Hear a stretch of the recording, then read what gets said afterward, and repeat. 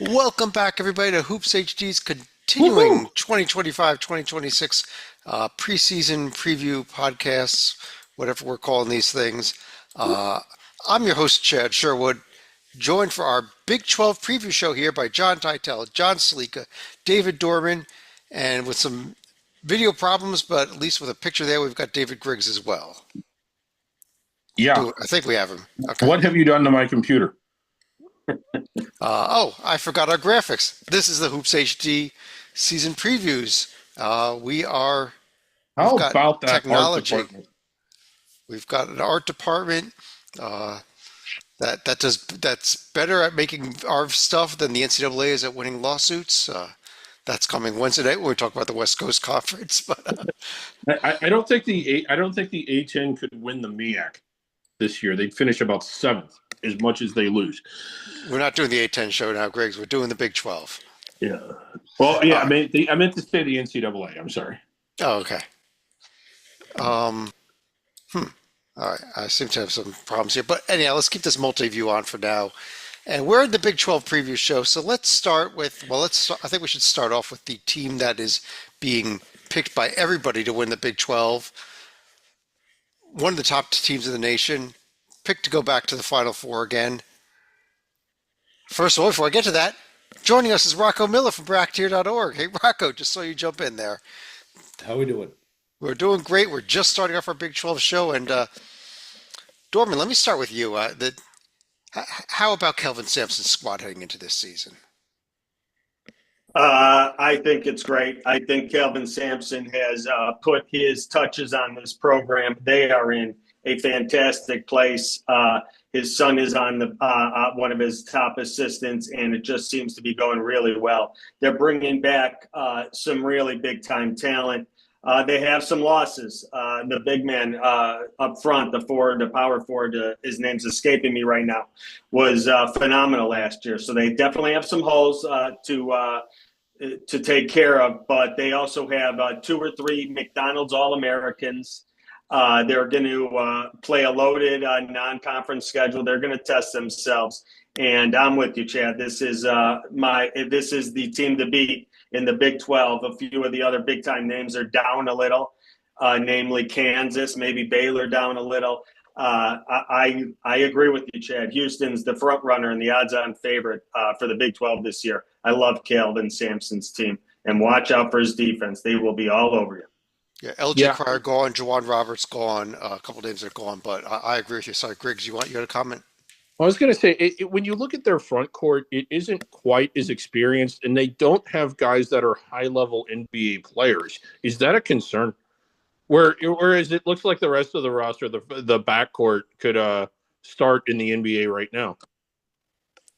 Well, Rocco, what are your thoughts? Is Griggs right? Because honestly, They're awesome. Oh my God, they're awesome. I haven't fully picked who I think is going to win the national champion, but I'm really leaning this year. Well, it's a little bit interesting because I think in a lot of cases, Houston brings a lot of veteran experience especially in the front court, which is their primary weapon is to attack several missed shots, get offensive rebounds, get a one and done stops on the defensive end. And this year, two of those three guys, at least in the starting lineup projected, are going to be freshmen. With Chris Senac Jr., of course, McDonald's All-American five-star. I would argue he might be their best bet to be in the NBA, even though he's only 18. And Isaiah Harwell, who's more of a slasher on the wing side. Tugler is the proven commodity as a guy who averaged 6 rebounds a game last year. He also blocks several shots, average two a game. But I do think they're fairly deep. So if Senac and Harwell and Fleming's the star freshman can't cut it with the rigorous expectations that Kelvin Sampson will no doubtedly have. There are some extra insurance pieces in place. So I do think by the end of the year they'll be pretty good, but I think this will be an interesting preseason, especially with the hard schedule they have. We saw them struggle in a scrimmage last week. Whether that matters or not, we don't know yet, but it's interesting. We saw them struggle out of the gate last year, and then they came on came on fire, and everyone forgot about Houston. And then all of a sudden, they're 15-3, started rough out of the gate, and absolutely caught fire. Stalika, beyond Houston, when you look at the preseason polls that came out, there's one other top 10 team in this conference, and that's actually BYU. I know you had a few thoughts on the Cougars, the other Cougars. And my first thought would have been we're talking about a team that's going to have the top freshman in the country, not the Kansas Jayhawks, but as you mentioned, the BYU Cougars who have backed up the Brinks trucks for AJ DeBansa. And you're also going to have Xavier Staten, who's going to be another top freshman. You're going to be mixing them in with returning players like Richie Saunders, Dawson Baker, and Kiba Kita, if I'm pronouncing that correctly.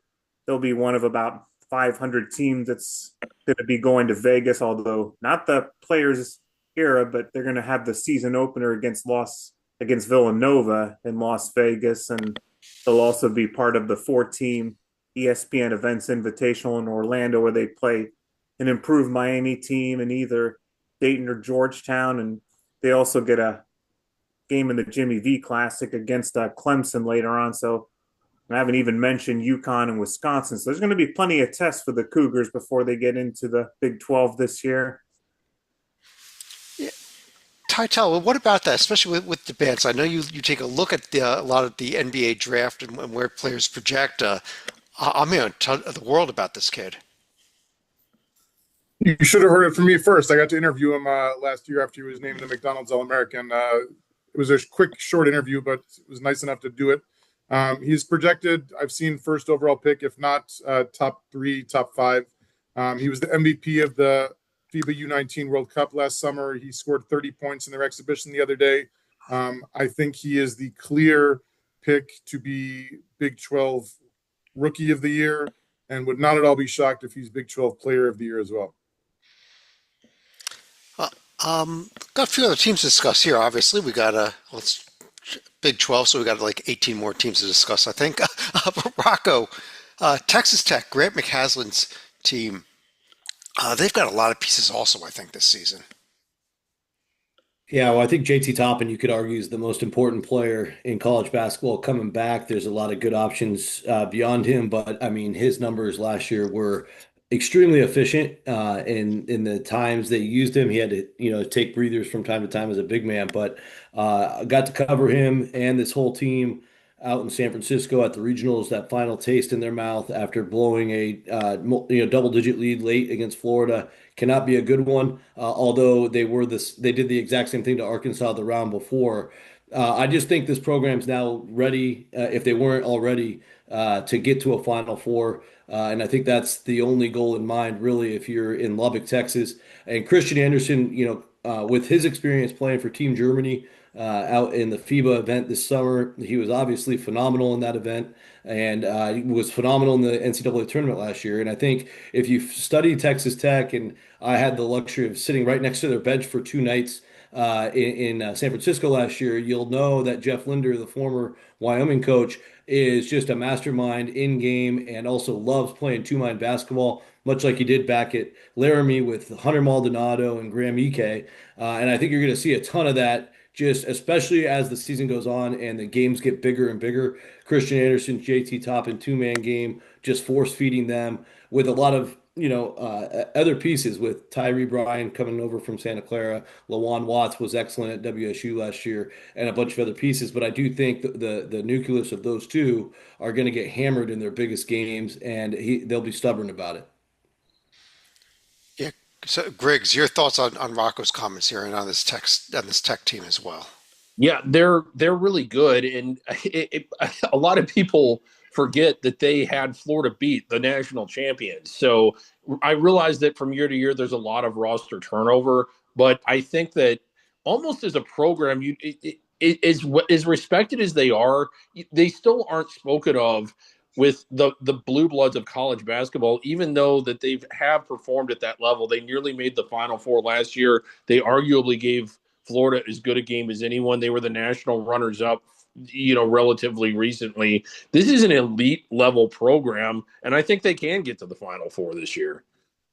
One of the other notable things about Texas Tech, everyone in the Big 12 is going to play 3 teams twice during the year. They got a brutal draw with BYU and Houston popping up twice on there. So I don't think they mind quality games. Of course, the flip side is they have to play Colorado twice, so that could bring down the schedule Yeah. ever so slightly. That could kill their net, just those two games. But let's take another look at another team here, and we got two Arizona grads on our panel here. Titel, let me start with you though first, and we'll get Dorman's thoughts on them as well. What about Tommy Lloyd's team this year? I think maybe not quite the three teams we've discussed before, but they may be the best of the rest, in my opinion. It's already been a good year for Tommy. He led the Team USA to gold last summer at the U19 World Cup. He's been in Tucson 4 years. He's made 3 Sweet 16s. So if you want to book him for his fourth next March, I'd be happy to take it. He brings in a pair of McDonald's All-Americans, Braden Burries, who turned 20 last month. He had 10 points in their exhibition win over St. Mary's a couple weeks ago. And Koa Pete, who also had 10 points in their exhibition win over St. Mary's. This kid got multiple scholarship offers even before he started high school. Once he got to high school, he won 4 Arizona State titles and another 4 gold medals with USA Basketball, which is to say he's a winner. And, of course, Jaden Bradley, who was a McDonald's All-American back in 2022, he looked great against St. Mary's, 23 points and 0 turnovers. So, young team. They lost a couple pieces, but Krivas is healthy. He had 17 boards in their exhibition game. So, I think they are not going to win it all, but I feel very good about their Sweet 16 chances. Dorman, you're the Arizona guy. You agree? I agree. I'm with Titel. Grifos's health, his foot was a big issue last year, missed the whole season. Vassar played in his part. He's off to North Carolina. So the big spot is all his. He's got to play big-time minutes. He's a big-time talent. He's fantastic, but he's got to stay healthy. I agree with Titel. The other good piece I really also like is Anthony Delorso. He is a shooter, a fantastic shooter. They're going to have a lot of inside physicality. Toby Awaka is also back. He was the Tennessee transfer. He was in Arizona last year. This is his second year. He's big. He's tough. He's physical down low. So they have a good presence down low, especially with all the athletes Titel said about they're bringing in freshmen. But Delorso is going to need to hit these shots, the threes. We lost a couple of shooters, so he's the main guy from outside. And I agree. I think Tommy Lloyd's done an unbelievable job. He thinks this roster is very talented, very athletic, and I think they're ready to go. Griggs, when we did our SEC show last week, we talked about how we were just talking about all these teams that were just such great teams. I feel we're kind of doing that again because I look at Iowa State, for example. This might be TJ Otzelberger's best team yet here at Iowa State, and they've had some pretty good years already with him. Yeah, and at least at the top of this league, it is just you're looking at 4, 5, 6 protected seeds. Maybe Iowa State certainly in that discussion. And when you go down the rosters, it's like everything else. Not everybody retained a lot from the year before, but they've just all reloaded on talent, and Iowa State's certainly in that discussion. Yeah, Titel, I know you just had thoughts on the Cyclones as well. I do. If you don't like TJ Otzelberger, then you're not a college basketball fan. He's already the winningest tournament coach in the history of the school, albeit 5. He brings back Joshua Jefferson, 2025 second teamer, 18th in the nation last year with 74 steals, double-double in their exhibition loss to Creighton a couple weeks ago. Brings back all Big 12 third-team player Taman Lipsey, who's already the best steal guy in school history with 237. And a couple of key transfers. Dominic Nelson from Utah Valley was WAC Player of the Year last March, scored 17 points in their exhibition win over Northwestern yesterday. And Mason Williams from Eastern Washington. The good news, scored 14 points a game last year at Eastern Washington. Bad news, he had hip surgery last July, so he might miss the whole season, but we'll see. Rocco, we're talking the Big 12. We've discussed 5 teams already, and we have not heard the Kansas Jayhawks mentioned yet. Is that a sign that is this a bit of a down year for Kansas, or is that just how damn good this conference is? Well, I think Kansas definitely took a step back last year, so some of it's carryover from that. I think everybody's wowed and impressed with all the money that BYU spent. So there's a couple of reasons for it, but I do think Kansas is extremely intriguing because you saw flashes of Flory Badunga last year, just a freak athlete that can leap. out of the gym at 6'9" already, block a ton of shots, and I think his freshman to sophomore leap's extremely intriguing. And of course, they built this roster around Darren Peterson, who's got a chance to be the best freshman in the country, which is an extremely bold statement considering what Mr. Boozer at Duke is doing already, as well as Mr. DeBansta in this conference over in BYU. So Darren Peterson, first returns were really good in the exhibition game against Louisville. They got off to a huge lead. They won by 8. Peterson had 26 for the game, but I think 22 in the first half when the game was more in the balance. Again, we don't know a lot because that game didn't count. But I do like the fact that the other guys around Peterson are seniors, minus Badunga, all coming in from winning programs, with Trey White coming in from Illinois, Jaden Dawson from Loyola Chicago, and Melvin Council Jr. from the Bonnies. Also, some great freshmen coming off the bench projected, but also have a chance to crack the lineup. Kansas is pretty dangerous just because that Peterson Badunga factor, we don't know how high they can climb. And sky's the limit if Peterson's truly the best player in the country. And that is a distinct possibility. Well, Tytel, you had a comment from Bill Self about Peterson. I'll let you share it. So you're talking a coach who's one of the winningest coaches in the history of the sport, not like Krzyzewski Boeheim level, but like high up on the list. Called him the most talented incoming freshman he's ever had. And like Bill Self has sent so many guys to the NBA, I can't count that high. High praise, which I'm a little surprised. I thought he would not want to raise the bar that high, but he has raised the bar that high. Dorman, how about Scott Drew's team? They don't have Edgecombe anymore, but there's a lot of other pieces that they do have this season. Yep. Scott Drew will be entering he's taken, the Baylor Bears, his Baylor Bears, to 6 straight tournaments. Last year, like you said, Chad, BJ Edgecombe, they had championship aspirations. And the reason for the never getting going and really finding their true potential, they were hurt all year long. When one guy came back, the other top guys went out. They just couldn't catch a break. They ended up losing in the second round to Duke. So gone this year are Norchad O'Meara. He had come over from Miami, big guy down low. Jeremy Roach is gone. Jaden Nunn is gone. And like we said, super talent, all-world BJ Edgecombe is gone. But Drew hit the portal hard, and he hit high school recruiting really hard, and he came up successful in both places. Incoming for Baylor from Tennessee, Cameron Carr. Didn't get the minutes and the time he wanted last year with Barnes at Tennessee, so he's coming to Waco. Obi Agbeam, he was at Wyoming last season. He's played in college basketball 4 years now. He was the Mountain West Newcomer of the Year. He was also Mountain West third team last year. He's really good. They're going to put those guys with Tunde Yasafu. Tunde is a high flyer, super athletic wing, originally from the West African country of Benin. Yesufu is so highly thought of. If you go to the draft rankings for the upcoming, you find him in about the top 10 to 15 on almost everyone's list. They are super high on him and those returning other guys. Andre Iguodala II, the first of Arizona fame, Golden State Warrior fame. His son comes in. He's part of this great class that Scott Drew is bringing in. And I think Drew's actually has a better mix, maybe. I don't know if they have the crazy overall talent that they had last year, but maybe a better mix of talent. And he really found he put together the pieces he needed. And he seems to have talent all over the court. I see this team doing really well. I find this team safely in the tournament. I think the Baylor Bears have a big year coming. Yeah. Griggs, you do have your camera working now, unfortunately. Yes. So we can start the show now.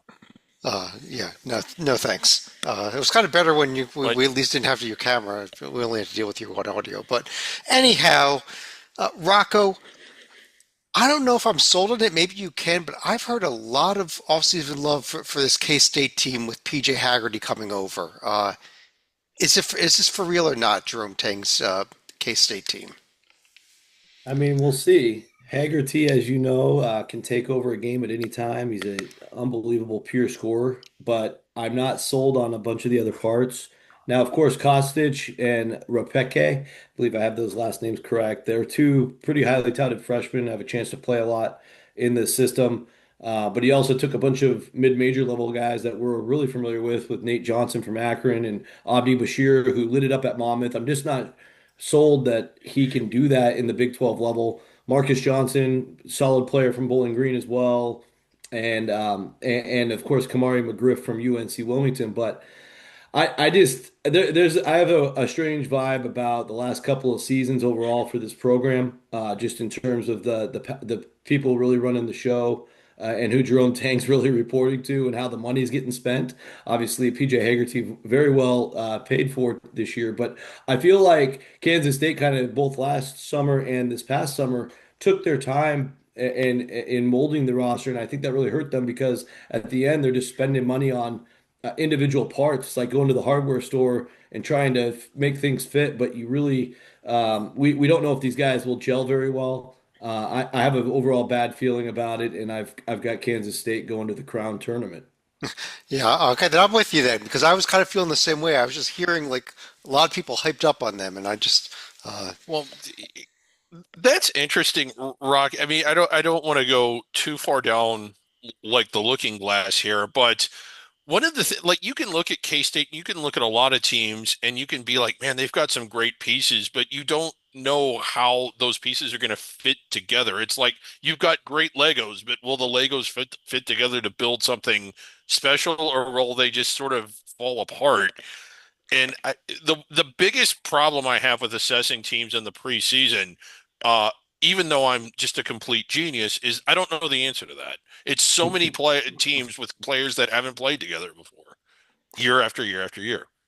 and so much more than ever before this year. Yeah, I've been looking at it to really digress here now, Griggs. I've been looking at a lot of these under the radar programs and getting prepared for our under the radar preview show we're going yeah. to do later this week, and when 10 teams in a conference have zero starters returning from last year, what do you do? Yeah, It's, you can look at that and it's like, well, this guy was highly recruited, but he saw limited minutes, or this guy was a standout player at a team that wasn't very good. And I mean, you can look at whether you're looking at when you're looking at the Big 12 and the SEC, you're talking about elite level players that are at least going to be some semblance of good, whether unless they just don't fit together at all. But basketball is a cohesive game. The plug and play doesn't always work. Like you need more than just individual good players, I think. Yeah, an To kind of interesting Rocco's point. Yeah, an interesting theme I've seen here with all the media days, we've been through tons of them now, is 29 of like, them. yeah, that's right. Kim English at Providence, not to go to a different league, but there's a lot of examples of this. Had their players that were coming back or already signed have input on the remaining spots, whether they were referring a player they already had a relationship or somebody they had played with, whether it was in international competition or AAU ball, somebody from the same town.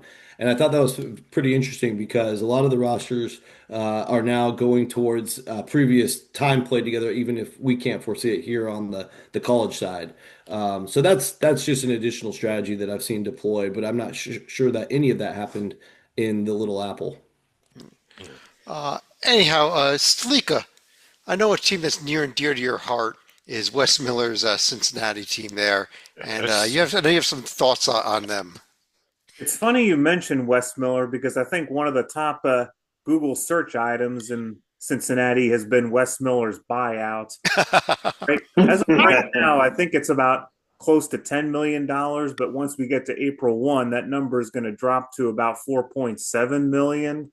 This was a team that supposedly had the pieces to make the NCAA tournament last year. They finally beat Xavier for the first time under Wes Miller's tenure, but even then they still managed to fall short. And if that weren't enough, they also had Jizzle James dismissed from the team back in, I think, early September because of, I guess, personal issues or breaking team rules. So when you look at UC's roster now, Day Thomas is going to be the only real returner of note. But about one good thing that you could say for the Bearcats this year, they do have a couple top 50 freshmen in Keyshawn Tillery and Sean Abayev. I forget how you pronounce it. But if you're looking for some other transfers are going to be throwing into the mold, you get Baba Miller coming over from Florida Atlantic. Jalen Haynes is coming over from George Mason. And Mustafa Tiam is coming over from Central Florida. They've had a bit of a mixed bag if you look at some of their exhibition results. They were both road contests where they get a win in Michigan and had the doors blown off at Arkansas. So at least when they go to the crosstown shootout, that's not going to be their first road environment they're going to be facing this year. Um, this Cincinnati team was largely a disappointment last year. Not only did people think they would make the NCAA tournament, this was a preseason top 25 team that, as I recall, a lot of us felt was ranked too low when the I season wasn't started. disappointed. Yeah, I mean, I know you weren't, but loving this team like you do, Stalika, is near and dear to your heart as they are. Uh, is Wes Miller the coach next year if they don't get to the tournament this year? And I like Wes Miller. I thought he was a great hire for them. I can't possibly see him survive 7 years going without an NCAA tournament bid, especially since I don't think they won any games of note in the Crown last year. At least I think they played in the Crown. I don't think any coach is being hired or fired based on the results of the crowd. It's just a guess, but but on the other hand, I actually I kind of like the roster on Cincinnati this year a bit. But again, maybe you're right. Maybe the Wes Miller factor is a negative, not a positive for him based on what happened last year. Yeah. Titel, talk about a team that's near and dear to your heart. How about Bobby Hurley's team there at Arizona State? Uh, and talk about a coach that maybe an do or die year, much like Wes Miller is. You set me up for that one. Well done. No, I mean, Hurley keeps on surviving, even though now he's not making his annual first four appearance in Dayton every single year. He had a nice run in the past. Brings in a ton of transfers after losing Jaden Quaintance and others. Two of the notables, I think, are Adante Holloman from Georgia Southern, who was an all-Sun Belt third-teamer last year and shot almost 40% behind the arc, and then a second-teamer from the Horizon Conference in Alan Mukeba at Oakland. I don't think they're going to compete well towards the top of this conference this year, maybe even the middle. I think they're going to be towards the cellar, which makes me very happy selfishly. And I certainly hope that they lose twice to the team in red and blue, but as I've been burned before, it's one of those things where the rivalry is the worst team often ruins the season of the better team. So I'm treading lightly on that one. Yeah, Dorman, I know. Oh, sorry. Go ahead, Griggs. Does anybody have Arizona State in the top 15 of this conference? Yes, I have them number 15 in this conference. You have them 15. Well, you have them I higher just than I just had to jump there because of the setup from Stalika. Okay. But I think they're terrible, and like if not, especially by comparison to all the other teams in this league, I'm wondering if they're going to beat anybody. Colorado is in the league, correct? Yeah, Colorado is. Yeah. We'll get to Colorado a bit, but Dorman, let me jump back up a little bit to somebody a little bit better. A lot of question marks. I can't quite figure out this West Virginia team. Can you help me figure them out? Probably not, because like most schools here, we got a lot of pieces coming in that weren't together. We have a new coaching staff. It's going to be interesting in Morgantown because I think they have some of the pieces that play well individually, and I've seen them at other schools play well. But how they mix, how they come together, and this conference is tough. It doesn't let up except at the very bottom. It's going to be tough for them to crank the top 8, top 9 in the conference. But I do believe if they play well and they max out their talent, Morgantown faithful will be okay as they sit right on the border of the tournament. Yeah, border of the tournament. That's probably a good place. Rocco, don't you think they might be at the border of the tournament? How about Steve Lutz's Oklahoma State Cowboys? Fascinating team. Yeah. Extremely fascinating team. I think a lot of us probably got to check out that exhibition game against Auburn where they won it in OT. Obviously, Anthony Roy might be the most polarizing player in college basketball through all the journey he's been through from right here in Oakland, California, starting his career at San Francisco Dons, obviously several JUCOs, and then the crazy New Mexico State experience with Greg Hare. But one thing you can't argue about Anthony Roy is he can fill it up probably better than almost anybody he'll ever be on the same floor as. And you got to keep that guy's head on straight, so he can get through 5 months of the season. That's mission number one for this staff. I also think Isaiah Coleman is an underrated player from Seton Hall. Had a really strong year in the Big East. He's proven he can play at this level. And I've always been a huge fan. Well, certainly last year, learning about and watching Parsa Falah. He's so crafty under the basket. I really like this team quite a bit if they can keep the pieces together. But I think they're so dependent on these top 6 or 7 guys that if one or two pieces, and especially Roy, go sideways, then this thing could fall apart pretty quick. I do trust Steve Lutz though tremendously. Like he was awesome at Corpus Christi, Yeah. and of course got Western Kentucky playing their best basketball to win the auto bid in Conference USA that year. 3 straight NCAA tournaments. I lean that they're going to stay as a bubble team throughout the year. Yeah, I guess it doesn't really answer my question of whether they're good or not, but maybe that I is think the that's answer. Is there somewhere yeah. maybe good, maybe I good? think when you look at the prognosticators, right? Like Bart Torvik's got him 48, but I think Ken Palm has him way lower. There's a huge range for this team, and I think that's indicative of how the season could go. But Eh, just the fact that Torvik's got him 48, that's a bubble team for sure. Yeah, Okay. Palm's got him 69. The preseason J&G ratings, which are not yet on the site, but have them at 77. So Okay, Rocco, because I value your opinion, and I'm actually not saying that to be funny. Baylor inside the bubble for you, pretty far. Barely. I have him a 10 Oh, seed really? Okay, barely. Cincinnati outside the bubble. outside. Yes, K-State outside the bubble. yes. This is my issue with Oklahoma State, Rocco. It seems like the top of the league is super strong in that Oklahoma State can't beat anybody. And while they can beat up at the bottom of the league, you're talking about it seems like we go from a bunch of protected seeds to maybe some teams that are solidly inside the bubble, one or two, and then some teams that need a telescope to see the bubble. I think that's fair. I think the 13 through 16 race should be pretty fun, but we'll get to Yeah. those teams. So we're kind of getting I right guess into that, them. yeah, I don't know what they've got out of conference, but are they good enough to beat the good teams that are inside the bubble or not? Because you Well, can't just Oklahoma beat up on State, the bottom of 13 to 16 and get in. I'll pull the schedule up for you. Go ahead, Yeah, Rocco. they do have mostly pastry cart home games, but they have yeah, A&M in the first weekend at home. That'll be a big opportunity. that's a South Florida's really good. They're coming to town. And then in the neutral side, they got the Oklahoma game, of course, in Oklahoma City. That's a big one. And Northwestern and Grand Canyon. If Oklahoma State's good enough, they got to be able to handle Northwest. I mean, both of those are almost road games. They are played in NBA arenas, but they're in Phoenix and Chicago. So I think those are pretty good. At least 5 really good tests there. okay. Yeah, I Yeah, see at I'm just, least yeah. I see Northwestern on the screen there, at least listed as a road game, but I think that It's you're right. in That's a It's at the United Center. It's in Yeah, Chicago. yeah. yeah, United Center. Thanksgiving. Yeah, that'll be an interesting game, actually. It may also So- be a tough ticket to get because I think that's the second Correct. double header that's Yes. also involving Duke and Arkansas. Yeah, you Correct. got it. Correct. Yep. Absolutely.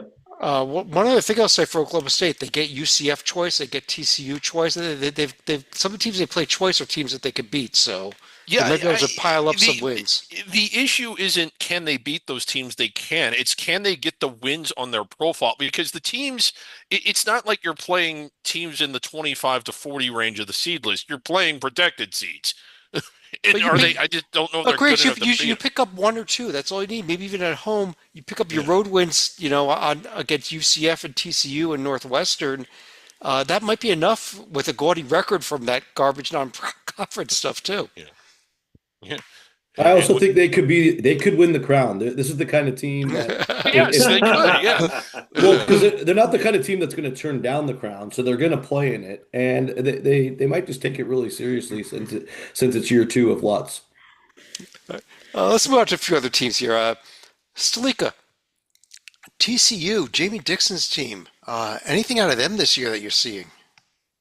I think probably the most notable thing I noticed for TCU when I looked at their schedule, does this now stand for Texas Cupcake University? Because I noticed their only notable games away from Fort Worth are going to be in the Rady San Diego Invitational, where they're going to be playing Florida and either Providence or Wisconsin. Now, that being said, Michigan and Notre Dame are still coming into their actual on campus arena.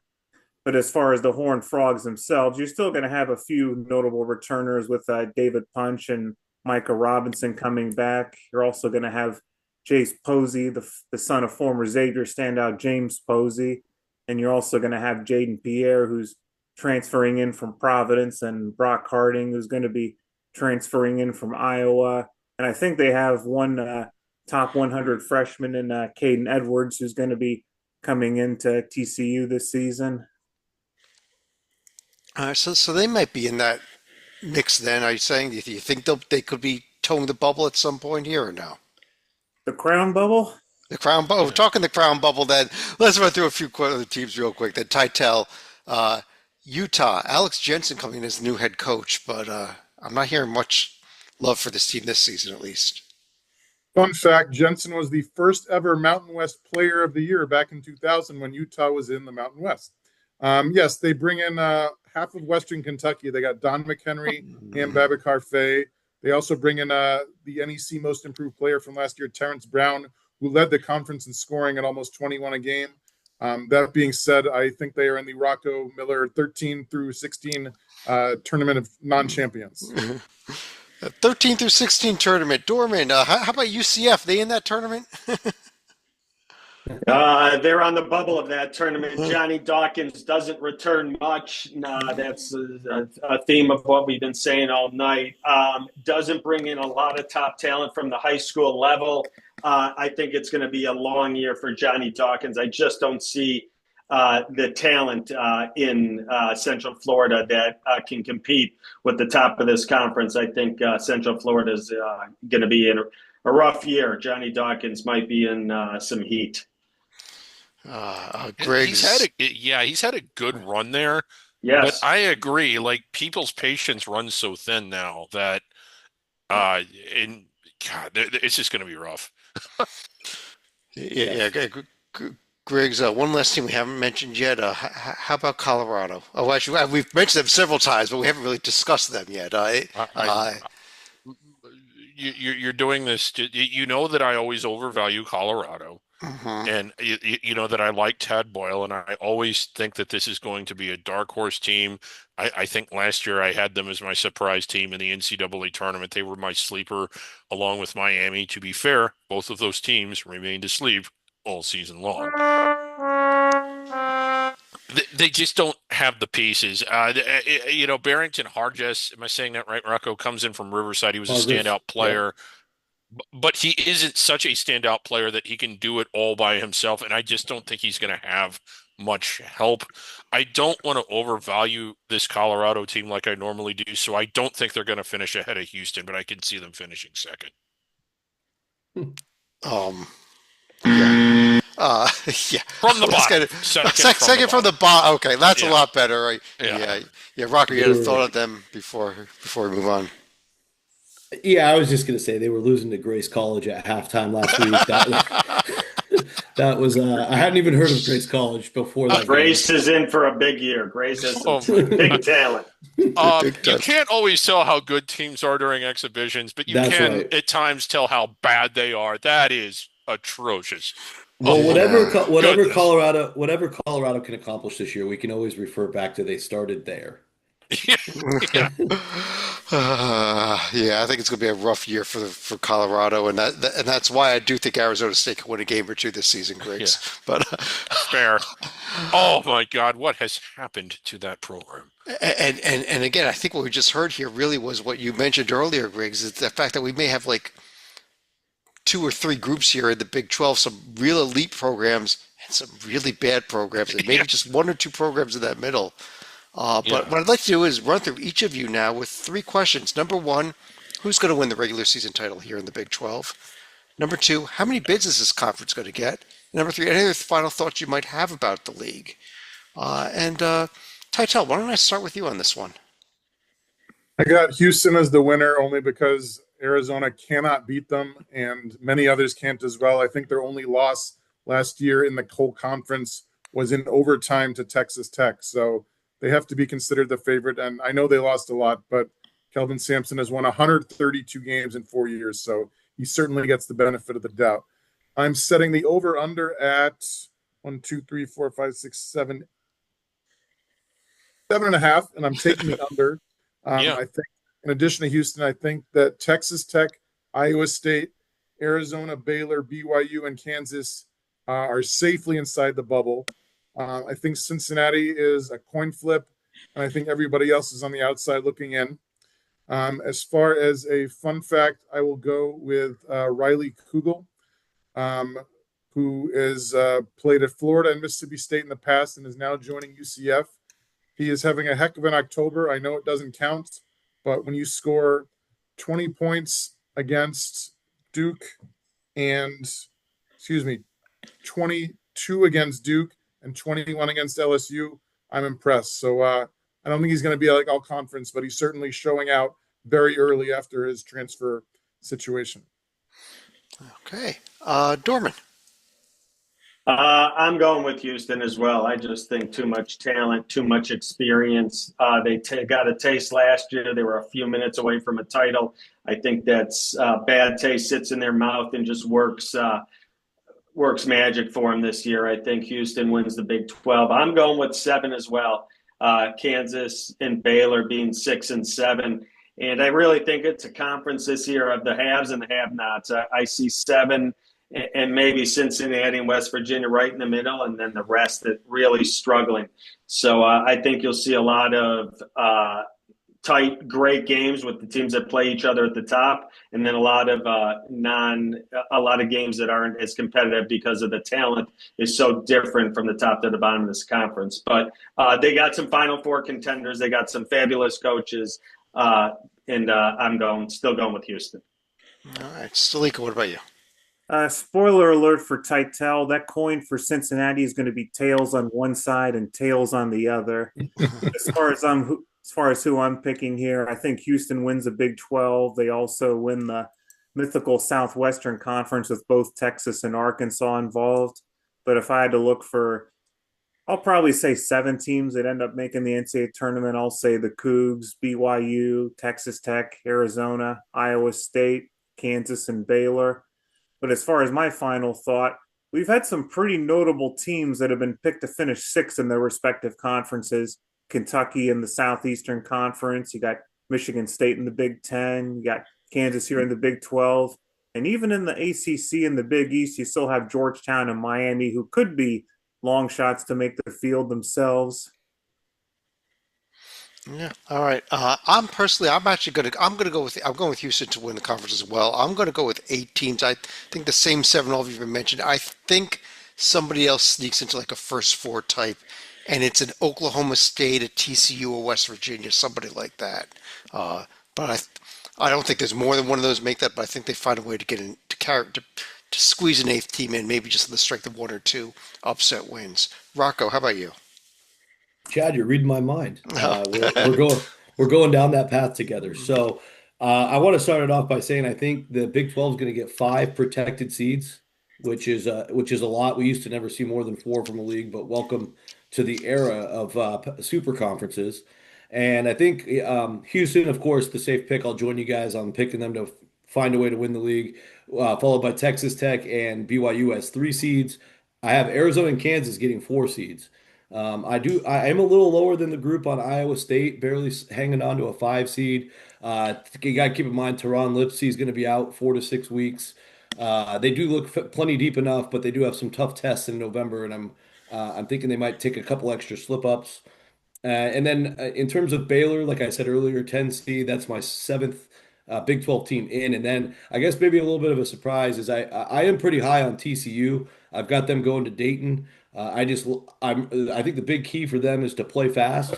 Bringing in a guy like Brock Harding to run the show, who played extremely fast tempo at the University of Iowa, playing with Fran McCaffrey. Also, I know Tanner Toolson very well. Played fast at Utah Valley. David Punch should have a big leap. The early returns are excellent. They beat Tarleton by about 40 in a, whatever's going on there with Billy Gillispie, we'll talk about under the radar. But that's still usually a tough Tarleton defense, and to beat them by 40 is an eye opener. And then in a secret scrimmage this weekend, they beat Texas, the Longhorns, by about 20. So early returns are great on the Frogs. I'm on the bandwagon. Let's do it, Chad. And then I do agree. I really think West Virginia. I think Sad to report to Mountaineer fans, I've got them in the first four out for the second straight year, but nowhere to go but up. I love Ross Hodge. I like the roster quite a bit, and we talked about Oklahoma State. I do think those two teams could flip flop with Baylor or TCU. So those four for two spots. All right. By the way, since we started recording this, Billy Jusby has been suspended and reinstated 3 times already, just the last hour. But I'm guessing he Greg, missed the game. Griggs, you want to finish off the show? Yeah, my instinct is to take Houston. They're the smart pick. Rather than they're who I was going to pick coming into the show. But the more they were my pick to win the national title last year, and I was saying that I was going to pick them to the Final Four this year, but I'm going to pick someone else simply because I want to, and it's a really good team that I think really can play for them. They were one of the few teams that beat them last year, and that's this Texas Tech team. I love what Grant McCasland's done. I I think Texas Tech is almost not in the psyche of the college basketball fan as being a blue blood level program, even though they most certainly are. I think they can win the Big 12. I'm picking them because I think they can win it.